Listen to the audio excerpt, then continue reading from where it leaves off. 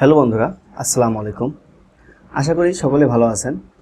তো আজকে আমি আলোচনা করব যে যখন কোনো নতুন স্টাইল আসে তখন সর্বপ্রথম আমাদের কী কাজ থাকে এবং আমাদের কোন কোন কাজগুলো করতে হয়, কোন কোন বিষয়গুলো ফলো করতে হয়, এই সম্পূর্ণ বিষয় নিয়ে আলোচনা করব।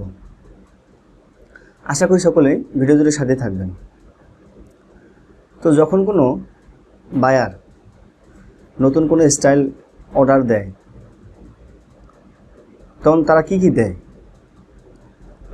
তখন তারা কি দেয়, একটা মেজারমেন্ট শিট দেয়, ট্যাগ প্যাক দেয়, কেউ ট্যাগ প্যাক বলে, কেউ ডিজাইন ব্রিফ বলে, একটা ফাইল দিয়ে দেয়। ওখানে স্টাইলিং সম্পর্কে থাকে, অ্যাক্সেসরিজ সম্পর্কে থাকে, মেজারমেন্ট সম্পর্কে থাকে, হ্যাঁ, তারপর ফেব্রিকের যে জিএসএম আছে এগুলো সম্পর্কে থাকে। টোটাল একটা গার্মেন্টসে যা যা লাগে, অ্যাক্সেসরিজ, ফেব্রিক, তারপর হচ্ছে আপনার হচ্ছে মেজারমেন্ট, স্টাইলিং, অল এভরিথিং একটা ফাইল তারা দিয়ে দেয়। হ্যাঁ, তো যখন তারা দিয়ে দেয় তখন সর্বপ্রথম কী করে, মার্চেন্ডাইজের কাছে দিয়ে দেয়। তো মার্চেন্ডাইজার কী করে, তখন আমাদেরকে এটা হ্যান্ড ওভার করে। হ্যাঁ, যখন মার্চেন্ডাইজার আমার কাছে হ্যান্ড ওভার করে তখন আমরা কী করি, তখন সর্বপ্রথম আমরা এই যে ডিজাইন ব্রিফটা আছে বা এই ফাইলটা যেটা বললেন, এই ফাইলটা সর্বপ্রথম আমরা কী করি, আমরা রিভিউ করি যে আমার এখানে স্টাইলিং যে হবে সেই স্টাইলিংয়ের মধ্যে কোথায় কি আছে না আছে, কোথায় প্যাটার্নের শেপ কীরকম দিতে হবে, কোথায় স্টিচ কীরকম দিতে হবে, কোথায় প্যাটার্নে কোথায় অ্যালাউন্স কীরকম দিতে হবে। স্টিচের উপরে ভিত্তি করে অনেক অ্যালাউন্স, প্যাটার্নের অ্যালাউন্স কম বেশি করতে হয়। তো সর্বপ্রথম কাজ হচ্ছে আমি কি করি, একটা ডিজাইন ব্রিফ রিভিউ করি। হ্যাঁ, ডিজাইন রিভিউ করার পরে স্টাইলিং সব কিছু দেখার পরে মেজারমেন্ট অনুযায়ী ডিজাইন ব্রিফ আসবে কি না, স্টাইলিং হবে কি না, আবার মেজারমেন্ট রিভিউ করতে হয়, মেজারমেন্ট চেক করতে হয়। হ্যাঁ, তো অনেক সময় দেখা যায় যে স্টাইলিং আছে বা যে ডিজাইন ব্রিফে যেমন স্টাইলিং দেওয়া আছে, ভিউ আপনার স্যাম্পলের ভিউ যেমন দেওয়া আছে, হ্যাঁ, তো মেজারমেন্ট শিটে ওই মেজারমেন্ট অনুযায়ী একটা প্রসেস মিট করতেছে না, তখন কি করতে হবে?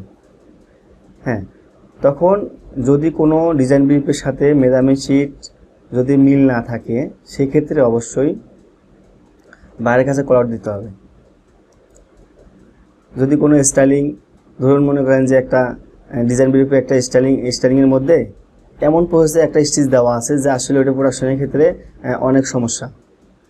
আমার লাগবে লক স্টিচ দিয়ে রাখছে ফ্ল্যাট লক, হ্যাঁ, লাগবে চেন স্টিচ দিয়ে রাখছে তারা হচ্ছে ফ্ল্যাট লক, অথবা লাগবে ফ্ল্যাট লক দিয়ে রাখছে প্লেন মেশিন। হ্যাঁ, মানে অনেক সময় কি হয়, যারা ডিজাইনাররা ডিজাইন করে তারাও অনেক সময় টেকনিক্যালি অনেক কিছু বোঝে না, ওই জন্য অনেক সময় ডিজাইনে অনেক সময় ভুল হয়ে যায়।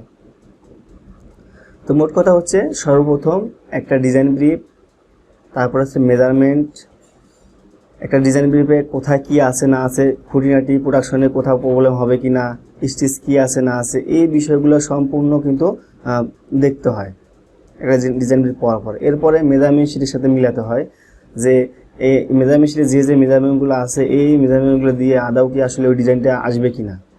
অনেক সময় বাইরে কী করে, প্রথমে একটা অ্যাভেলেবেল মেজারমেন্ট শিট দিয়ে দেয়, ওখানে হয়তো বা 2-1 পয়েন্ট মেজারমেন্ট নাও মিলতে পারে, এরকম অনেক সময় দিয়ে দেয়। তো তারপর কি হয়, আমরা এই যেখানে প্রবলেম আছে সেই প্রবলেমগুলোকে নোট করি, এই প্রবলেমগুলোকে নোট করে রেখে এইগুলা বাইরের কাছে কল আউট দিতে হয় যে আমার এই ডিজাইনে এই স্টাইলিং এখানে এই প্রবলেম আছে, বা এখানে এই স্টিচ হবে না, এই স্টিচ দিলে আমার প্রোডাকশনের সমস্যা হবে। হ্যাঁ, তারপরে এই মেজারমেন্টগুলোর মধ্যে এই প্রবলেম আছে, আমার এই মেজারমেন্ট আছে এত, আমার লাগবে এত হলে ফিটিং সুন্দর হবে, অথবা লুকিং সুন্দর হবে, অথবা শেপ ভালো হবে। হ্যাঁ, তো এই বিষয়গুলো নিয়ে বাইরের কাছে কল আউট দেওয়া লাগে। তো কল আউট দেওয়ার পরে তো বায়ার তখন কী করে, বায়ার তখন কল আউটগুলো দেখে তারা বায়াররা আবার মিলায় এটা যে আমরা যে তাদেরকে কল আউট দিয়েছি আসলে আদৌ এটা ঠিক আছে কিনা, বা আমরা ভুল দিয়েছি কিনা, এগুলো তারা দেখে, রিসার্চ করার পরে যদি দেখে হ্যাঁ আমাদের দেওয়া ঠিক আছে, তাদের স্পেকে রং আছে, অথবা স্টাইলিংয়ে ডিজাইন প্যাকে রং আছে, সেক্ষেত্রে তারা কী করে, এগুলো পরিবর্তন করে আমাদেরকে দিয়ে দেয়। তো পরিবর্তন করে যখন দিয়ে দিল, তারপরে কি কাজ, এরপর হচ্ছে প্যাটার্ন মেকিংয়ের কাজ। তারপর প্যাটার্ন মেক করতে হবে, মেজারমেন্ট যখন ওকে হলো, স্টাইলিং ওকে, সব কিছু ওকে হলো, এখন কী করতে, প্যাটার্ন মেক করতে হবে। প্যাটার্ন মেক করার আগে একটা কাজ আছে, সেই কাজটা কি, সিনথেস টেস্ট। তো ধরুন বাইরে আমাকে দিছে যে এই ফেব্রিক দিয়ে এই শ্যাম্পুটা মেক করতে হবে, ফেব্রিকের জিএসএম এত, ফেব্রিকের ওয়েট এত, এইসবগুলা একটা ফেব্রিক দিয়ে তারা আমাকে একটা ফেব্রিক দিয়েছে যে এটা এই ফেব্রিক দিয়ে স্যাম্পল মেক করতে হবে। তো সর্বপ্রথম তখন আমার কী কাজ হবে, যে সিনকেস টেস্ট করতে হবে।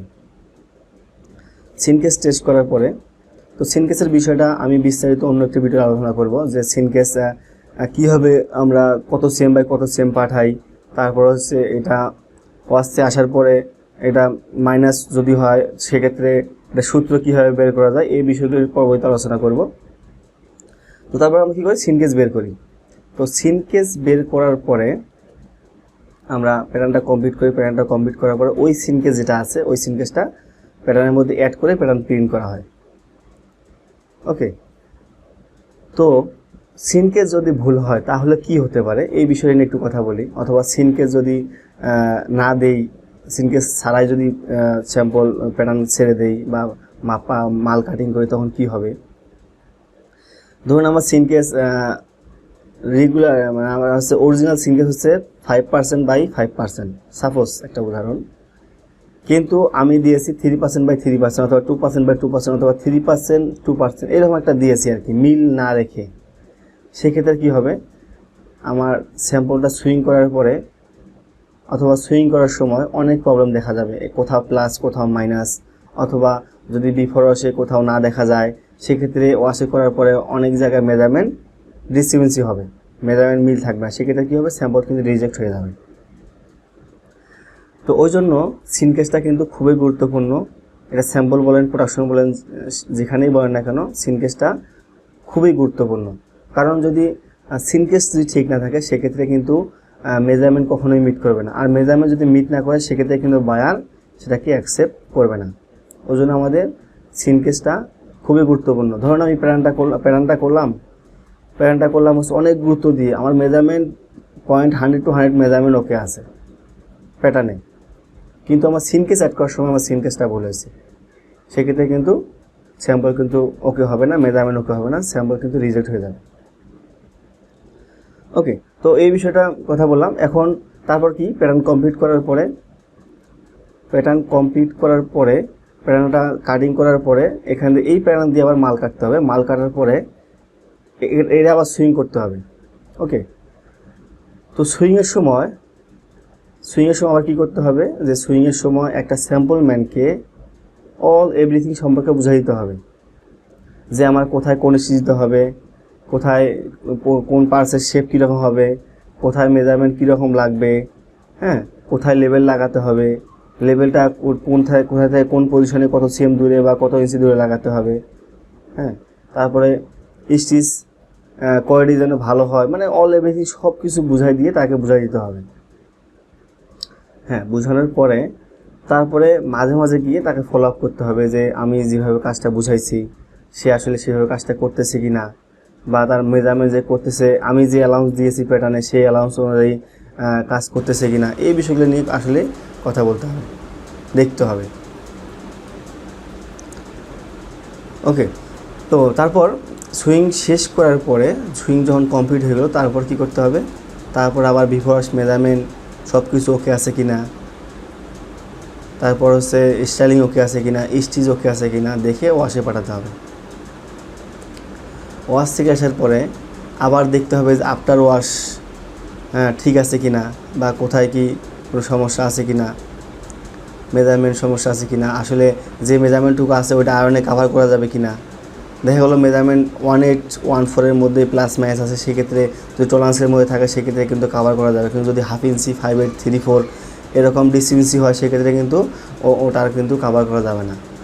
তো আপনারা সেই মেজারমেন্ট চেক দিয়ে তারপরে অ্যাক্সেসরিজ সব কিছু লাগানোর পরে আবার আয়রনে মেজারমেন্ট মোটামুটি গেট আপ করে, মেজারমেন্ট যদি একটু মাইনাস প্লাস থাকে সেক্ষেত্রে আয়রনে একটু স্টিম দিয়ে অথবা টার্ন দিয়ে ঠিক করে এরপর স্যাম্পলটা বাইরের কাছে সাবমিশন করা হয়। তো বন্ধুরা, আজকে আমি সামান্য সংক্ষিপ্তভাবে এই বিষয়গুলো আলোচনা করলাম। তো বন্ধুরা, যারা আমার এই ভিডিওটি ইউটিউব চ্যানেলে দেখবেন তারা অবশ্যই আমার ইউটিউব চ্যানেল সাবস্ক্রাইব করবেন। আর